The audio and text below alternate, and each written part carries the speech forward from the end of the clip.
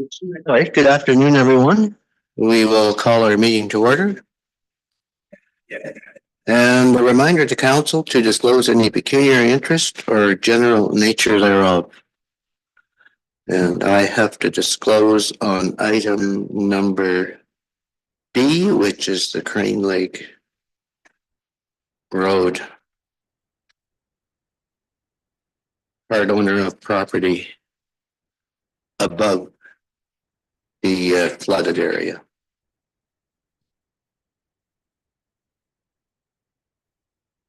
And anyone else have any? And we will then go to approval of the agenda. Rod, smoking?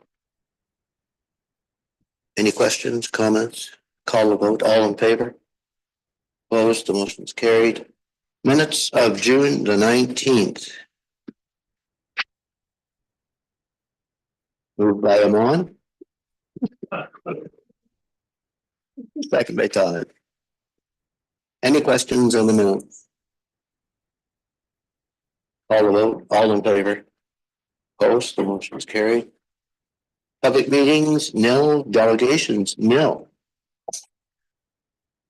I don't know. Ever since our new clerk has come here, the agendas are shorter. I don't know, but anyway, we will go to agenda items. Public Works Manager report. Roll-off plow truck purchase. Or mover for that one. Todd? Rod? Any questions on item 1? Troy, any comment on that one? Just the international truck that we're recommending is a little bit longer delivery time than the comparable price Freightliner. However, we feel that because there is a local dealership at Owen Sound, if there's issues, it's easier to get to the dealership and closer service than the other places such as Barrie or London or Kitchener. So that's why we're recommending going with the international. We have had good success with the international trucks in the past. All right, any questions? Call the vote. All in favor? Opposed? The motion is carried. We are at item B already, and I will let the Deputy Mayor, Rod, take over, and I'll leave the chair. Thanks, Bill. So what do we have here? Public Works Manager report on the Crane Lake Road. There's some new information that came up here. I missed the meeting last time you guys talked about it. Almost going to throw it to you, Todd, to take over for me, but I won't do that to you. You can vote this time. Maybe we'll start with Troy. You can quickly summarize what we got here. We've all read the report, but wouldn't hurt to hear it. Yeah, certainly. Thank you, Deputy Mayor. So we staff went back out as per council's recommendation to the property owners that were originally listed for comments and also the Bruce Trail Association. And as you can see in the attachments, we did get a pretty good response again. Once again, the feedback was pretty much split down the middle for pros and cons. In this report here, we just brought back the original 5 suggested mitigations measures options, and we've also included an option number 6, which is new, which is kind of more of a combination of the other five options, with possibly going, as you see in the report, going back out to try and correspond with some of the stakeholders and see if we can come up with some kind of a solution for the options as suggestion. Thanks, Troy. So we all have read the report, and the addition of number 6 is a fairly good addition. So I'm just going to throw it out to the rest of council for comment on what they've read or what they think. One quick question for you, Troy. Could you just comment on the safety and suitability of the road for both the vehicle and pedestrian traffic?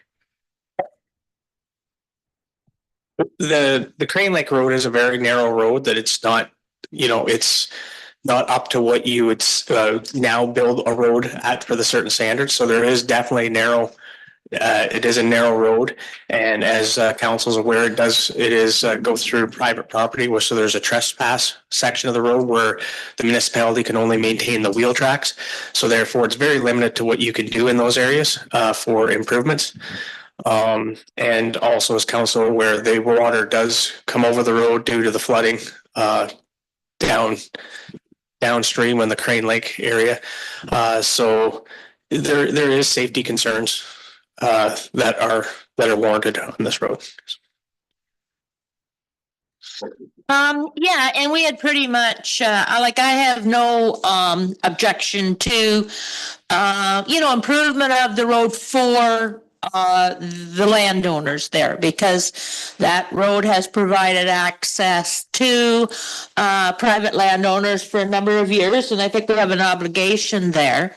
But I don't think we need to lose sight of the fact that the Bruce Trail does need to be rerouted around there, not just because of the road, but because of the private landowner issues.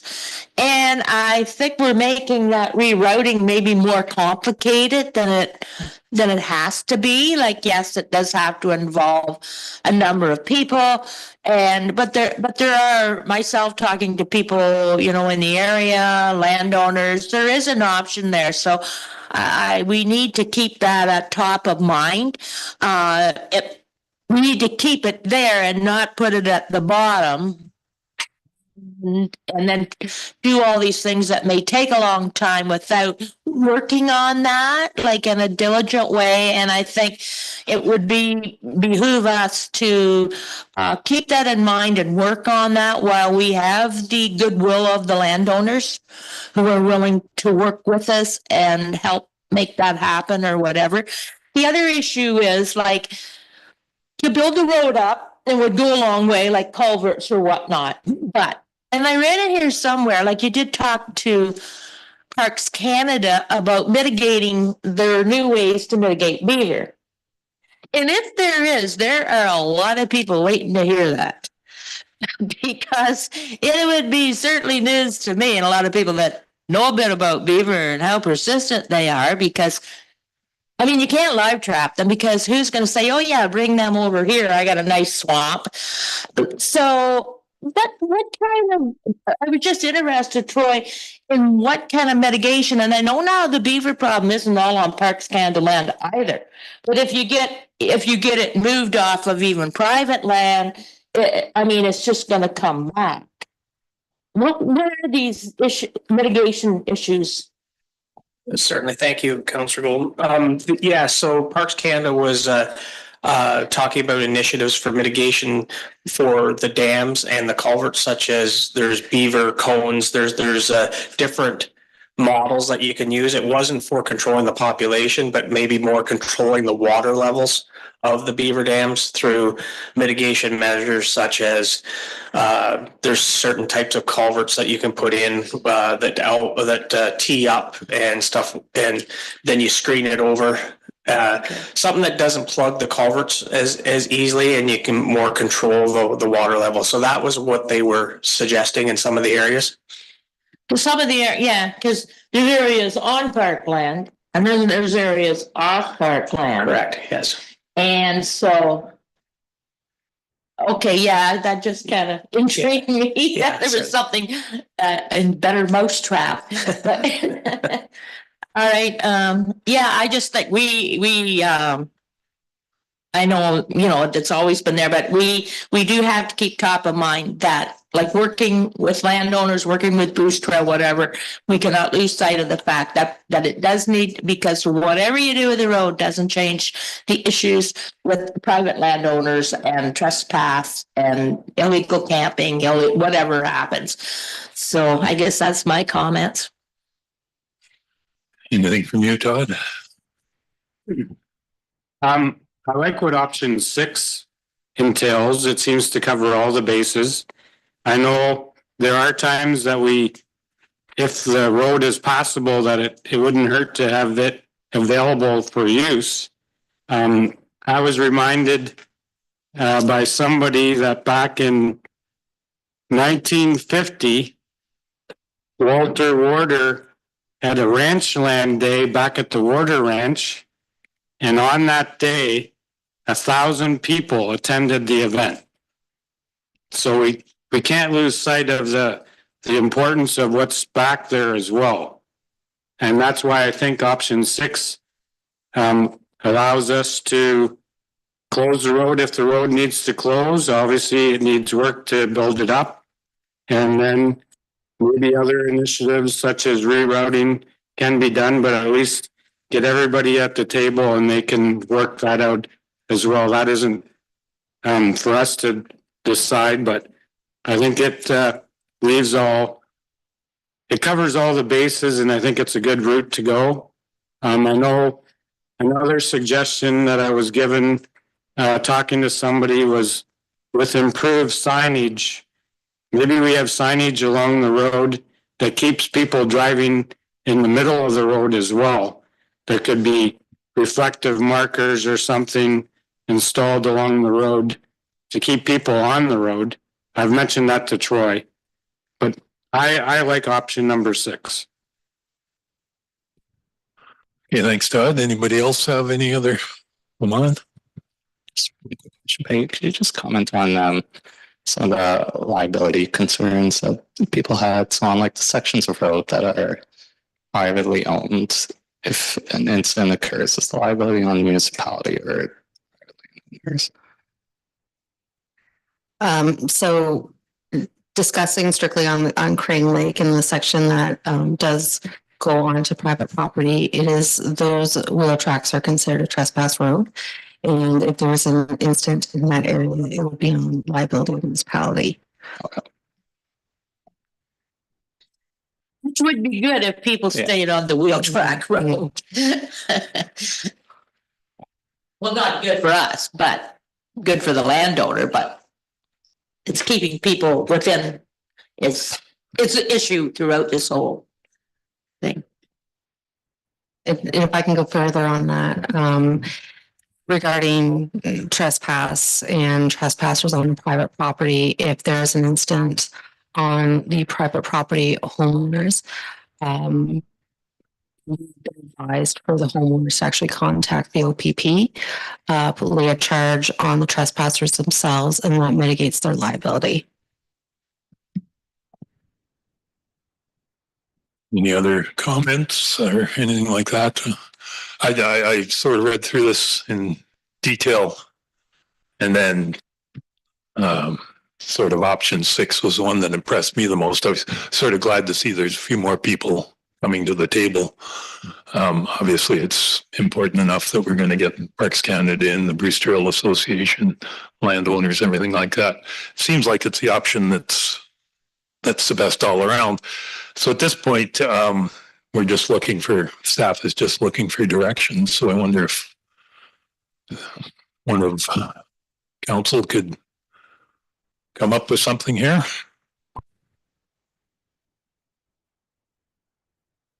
A suggestion? I would make the suggestion that we go with option 6. Anybody second that option? And second, it's a reasonable start, and then we can always just reevaluate how it goes. And if there is ongoing issues, we can always, tighten up things or adjust things in the future. But it's a reasonable sort of middle ground to start with 6. I could support it as long as we don't lose sight of the fact that we do have to do something. Some of the situations, road's not the only situation. So yes, I could support 6 as long as we're cognizant of the fact that a change has to be made, and we'll make it. It is addressed in there too in the last paragraph. Yes. Trail, yes. Okay, so we have Todd suggesting number 6, option 6. I'm on seconding that. All in favor of option 6 as a possibility? There we go. Thank you. We can bring the mayor back from his self-imposed. Style. He's not there? Where did he go?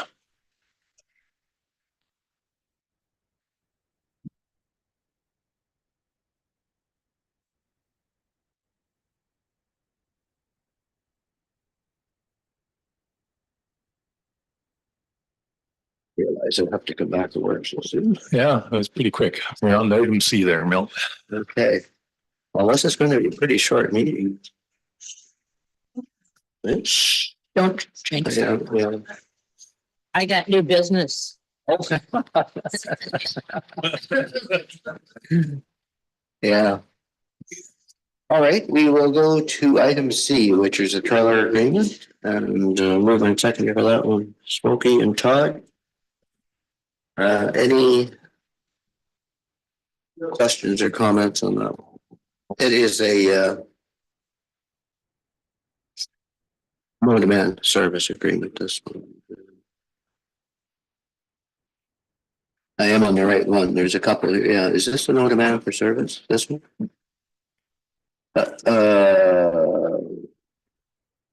No, sorry. It isn't. It's just a trailer agreement. Yes, okay. Any questions? Call the vote. All in favor? Opposed? The motion is carried. Here we go. And here's the no demand for service, and this is on Wilson Road. We were in second here for that one. Rod, and I'm on. Any questions on that one? Call the vote. All in favor? Opposed? Motion is carried. And that same address, same property, we have chief building official report again. Lifting the holding zone on that same property. So it's mover and seconder for that one. Todd? I'm on. Any questions on that one? Call the vote. All in favor? Opposed? The motion is carried. Item number F is an expired trailer agreement, and it's on 18 Miles Drive. And our chief building official is not recommending approval of this. Mover and seconder for that one. I'm on, and Rod. I'm sorry. No, not really. Yes. Any questions on that one? Comments? So I sort of understand that they didn't get the application in, or there was some misunderstanding on the way it all came together in terms of the second year. Thank you, Deputy Mayor Anderson. So the agreement, which was originally submitted 2 years ago in 2023, as our tent and trailer bylaw currently states, that you are permitted to be on site for the first year for a period of 12 months. You also pay your deposit. And at the end of the 12 months, if you can achieve occupancy inspection, you can request in writing to get your $1,000 refunded. And if not, then you requested in writing to extend that agreement for a period of 1 more year. So overall, the agreement is good for 2 years, but there's no refund. So this agreement has since expired. I'm willing to work with them if they want to keep it there for a couple more months, but there's still quite a bit of work to finish. And we've been fair across the board with everyone and not allowing a second agreement. Again, it's a decision of council, but I am recommending that it's not approved. And maybe there is some opportunity, Wendy. Opportunity for Well, you said you're willing to what? until like even end of August. That gives them a few more months. Okay. They are in the midst of transitioning between out of province, and I'm not sure if everything is settled there with them yet, but traveling back and forth. It's just when the winter months, we wouldn't permit them to stay in the trailer. So the trailer that's currently there now would have to be parked. They could store it in a storage state or remove it completely. All right. Yes, Sorry, I'm just clarifying again, how those agreements work. So you sign an agreement for 1 year, and then after 1 year, there's the option for one more year. That's dependent on, what did you say that was dependent on? If they've obtained their occupancy inspection, then they can request that $1,000 be refunded from the 2,000. And then the trailer is permitted to stay there. If they don't get to occupancy and pass it, then, they have the option to extend that agreement for 1 more year. So in total, the agreement's only good for 2 years.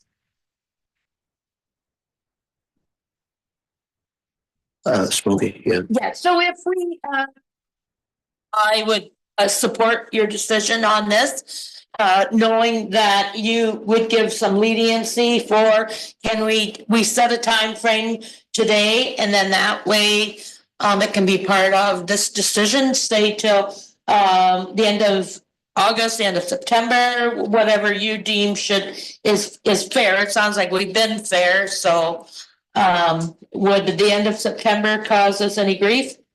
Okay, well, then I would be willing to support this as long as we did not take any action until the end of September. Yeah, I'd be happy with that. I'd support that, Smokey. Alex, do you want to how do you want that changed a little bit? I guess just the August 31st is September 30th. 30th. Yes, if we could just be specific, and if September 30th. Yep.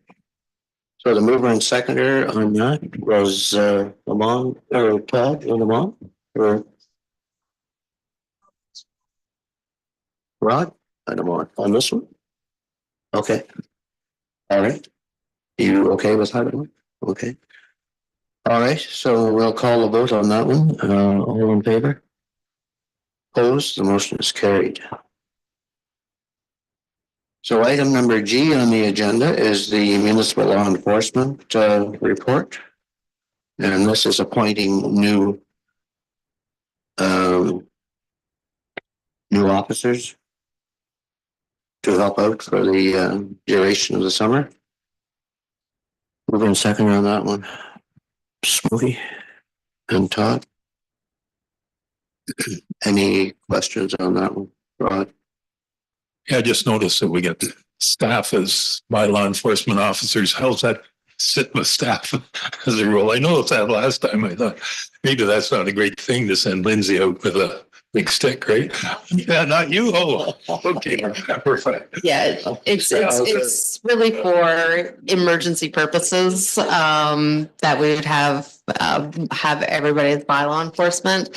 For instance, if there's an emergency and staff have to go write tickets for some reason that people are parking where they shouldn't be parking, and we'll send staff out. But usually staff, our office staff will not see the front of the handbook. The boots on the ground. Okay. Okay, any other questions on that one? We'll call a vote on that. All in favor? Opposed? The motion is carried. Just before I go any further, our chief building official, I believe, is her last day Monday. All right. So anyway, we will not be in anymore, and I just want to thank Wendy for the many years of service that she's gave to the municipality of Northern Bruce Peninsula. And I understand also that she's been very kind to us and going to sign on for another couple of days a week. So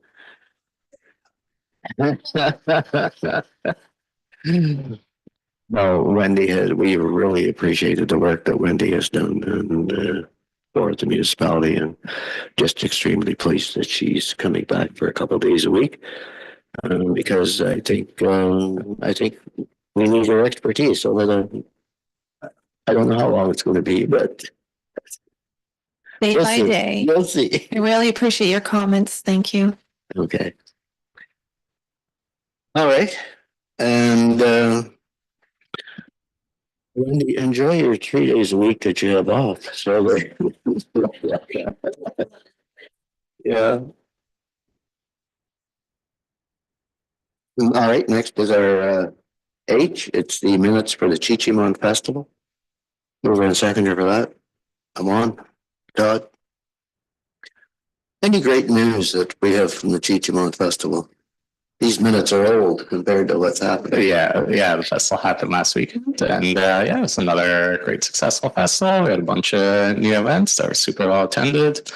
Even despite the poor weather on Friday, things I thought went really well.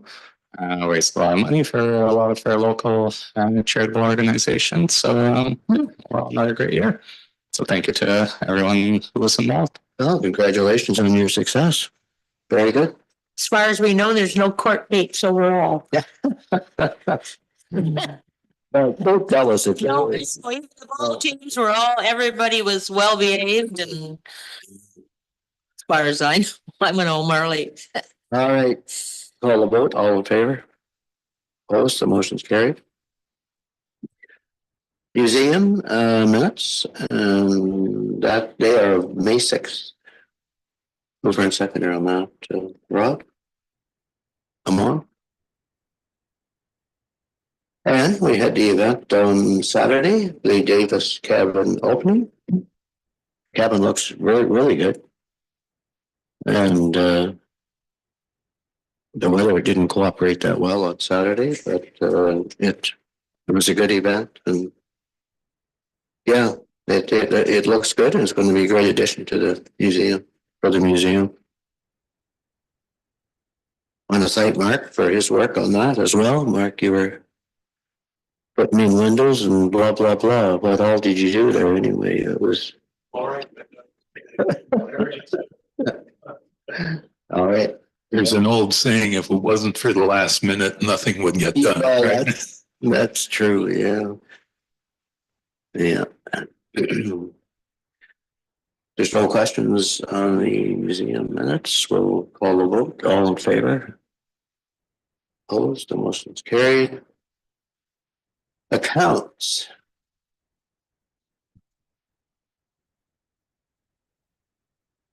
Mover and seconder for accounts, Todd. Come on. Any questions on accounts? All in favor? Opposed? The motion's carried. Other business.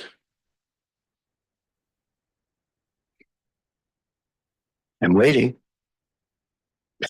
I was just joshing. Oh, God. Breathe a sigh of relief. Yeah. Okay. Next on the agenda is correspondence, and we'll just go down here and this is an award and was this? I mean, it was IT, but there was a whole team involved in this, right? Yeah, we have a committee of staff, one representative from each department that sit on this committee for.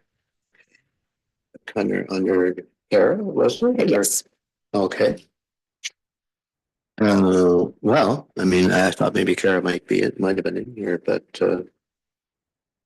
and I'm going to have to read this because it's from AMCTO, and your municipality has deservedly was recognized as a recipient of the EA Danby Award in the category of municipal administration, municipalities of 20,000 or less, for your municipality's digital transformation journey project. The EA Danby Award is given annually by the association to acknowledge a municipality's dedication to public service excellence and for introducing innovative ways of delivering service to their community. And the recipients are honored at the awards gala dinner held in conjunction with the conference. So that's another award, and want to thank the entire team for getting us into the limelight at the AMCTO. Right? No, the team has worked very hard in incorporating Laserfish into essentially every piece of how we work for the work order system to our timesheets. It's really provided a lot of connectivity with our external offices also, and how we can all connect into one. We've saved a lot of time and energy essentially on some of the forms that we've developed, and have provided a nice repository of our current files and also our historical data. So no, the team has done very well on, and it's been amazing the ideas they brought to the table. I'm very grateful.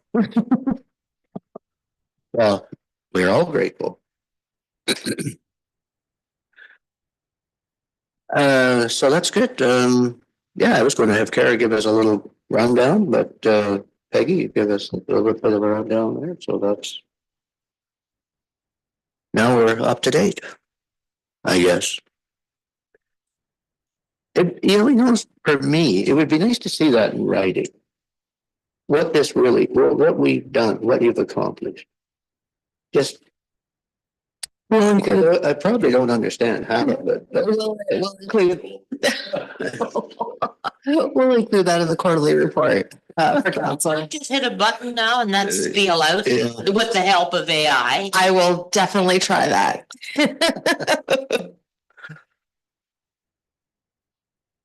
all right. Anyway, congratulations to all. And next we move on to Jack Van Dorp, and this is a planning report that went to the county regarding proposed bill 17. And yes.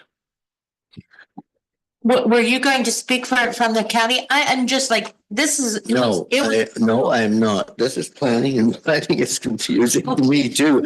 I was just wondering, like, obviously, the county had to a certain date to Yeah, respond June to this. 26th, yeah. And, yeah, it's a long report and Well, I will take a look at it, but. I would yeah, 'cause recommend it's- that Jack be online and explain it to us better, to the council, because I wouldn't want to try and explain it. Because we spend a lot of time here going through reports and people spend a lot of time and money on a lot of these. But to me, a lot of this sounded like it was City of Toronto for starters, but obviously it wouldn't have went to the county if it didn't have some repercussions. But if we're talking like a lot of these setbacks and stuff, I think it was just in urban areas. But anyway, I didn't really. I didn't go through the whole thing, to be honest, but. The county, I mean, if you look at this report, they had 250 applications and there was only one that really fell into this category. So okay, it really is not a huge impact. Well, going through because it's only a 10% variance. You're allowed a 10% variance. So it's. Yeah, it didn't seem to have a whole lot to do with us, but.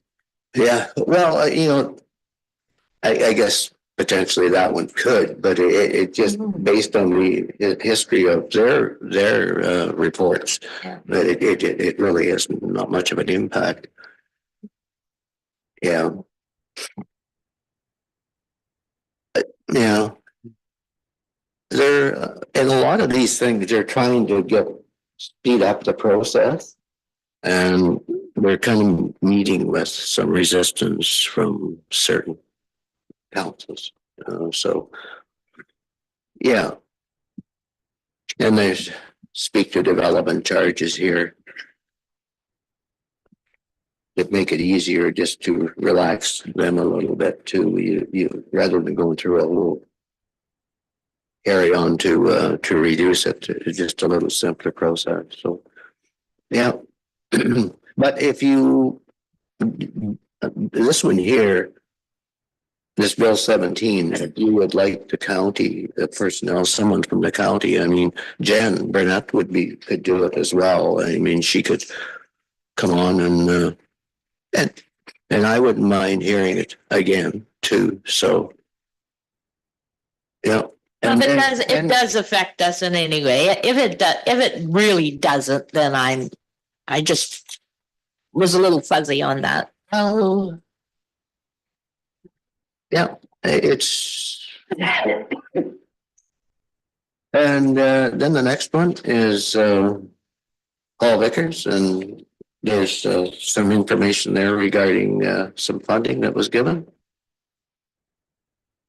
On item C, our MPP again, our MPP was up until May actually on Saturday, so. And then the item D is investing in transit, and looks like quite a substantial amount of money. And I don't know. I think it's the only way transit survives is if they do that. So the only thing when I read this, I always think, well, what if they pull the funding and then you have established all these roads. And the next one again is item E is a Markdale New School. Next one, item F is our MPP again, and Ontario investing in 3 seniors programs.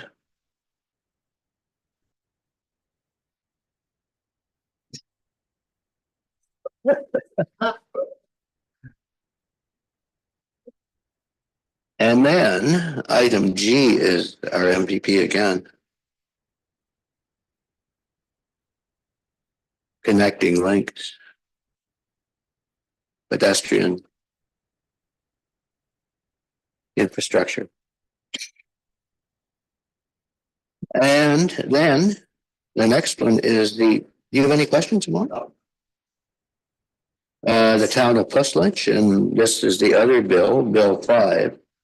And this is the one that has gotten a lot of attention from Indigenous communities, especially. And this municipality as well, municipalities as well. So, and that is all about trying to speed up the process, but people feel like it will impact environmental issues. So. Yeah, well, not just environmental issues, but it also allows the province like overrides. Like our municipal ability to enforce our local bylaws and have control over development in our region. So I'd raise a motion to support this resolution. All right, support, Rita.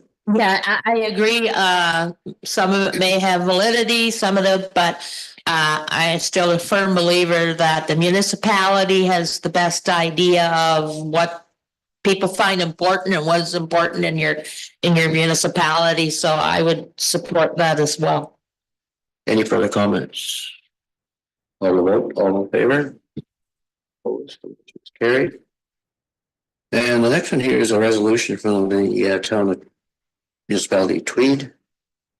And this is the things that are not eligible. Troy, right?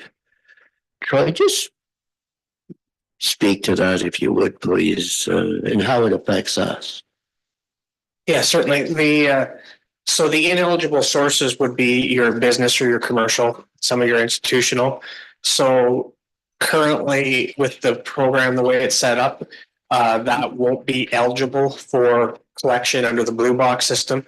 So if we choose as a municipality to manage or handle that recycling, the ineligible sources, the burden would be on the municipality.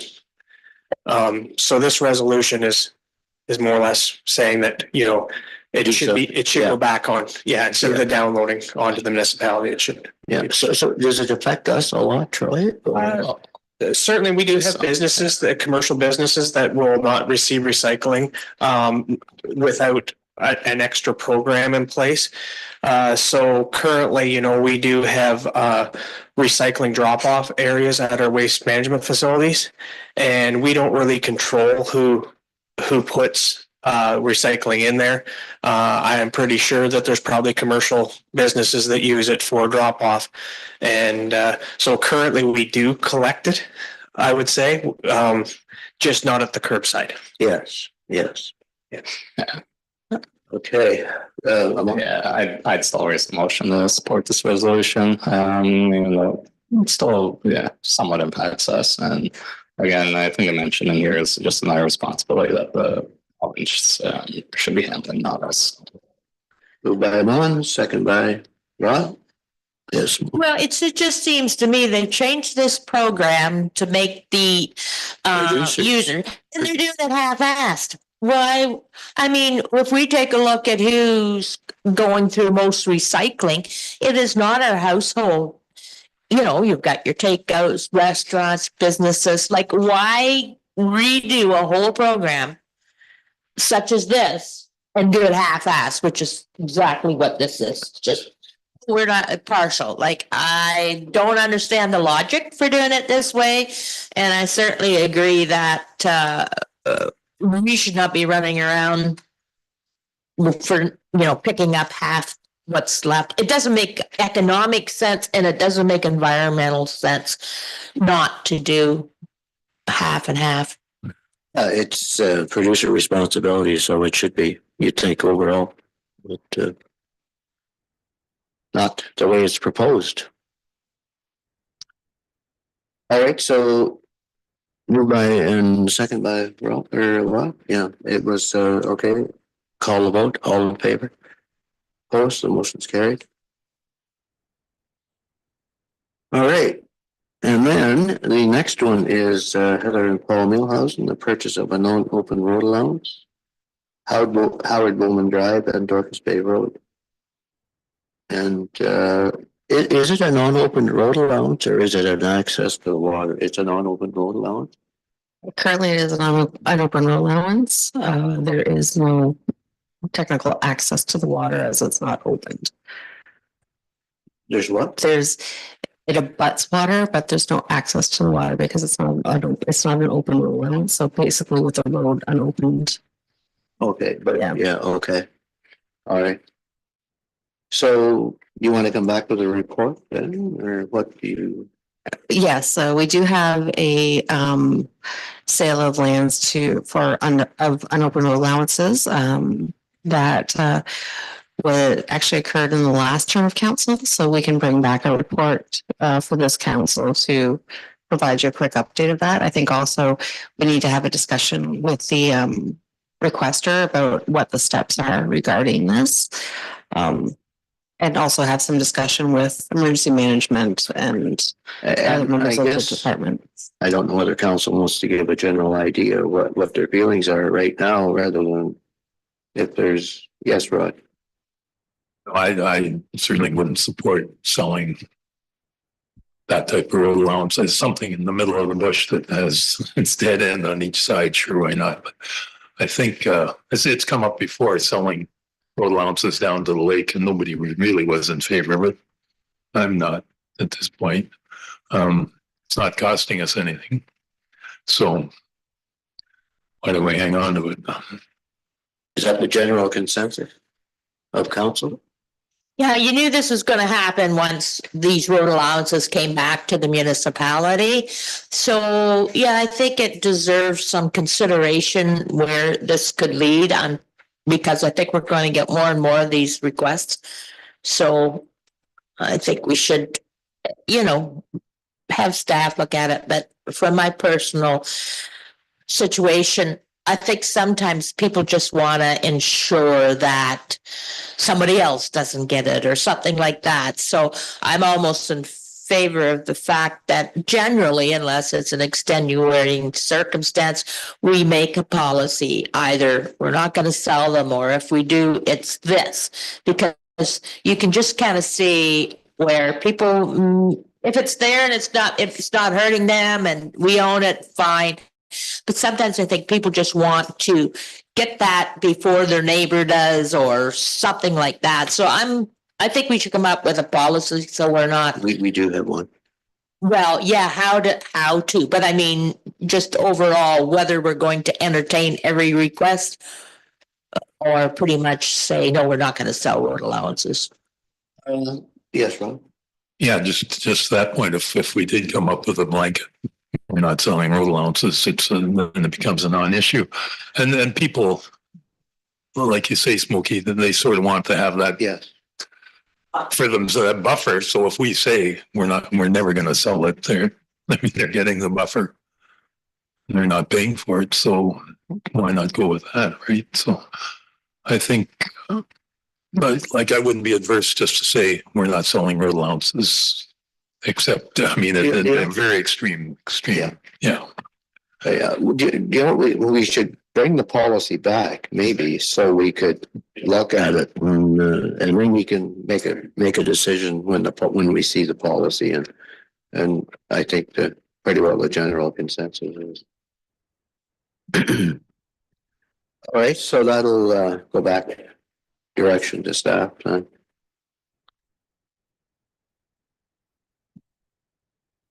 So A through G is information. Yeah. And what about the last one? Do you want that one? Thank you, Mr. Mayor. I think it would be great if we could have a motion from council. What I heard was to direct staff to bring back a revised unopened road allowance policy. Well, yeah, or just to bring back the policy so we can look at it. Even, Okay, Alex? just for review? Yeah. Well, Okay, yeah, just for information even. okay. Yeah. And so would there be a mover and seconder for that then? Rod and Amon? All in favor? Motion carried. And then A to G is information. Mover and seconder for information. Todd and Smokey. All in favor? Motion carried. Next we go to bylaws, and it's 2025-51 to appoint building officials in the municipality.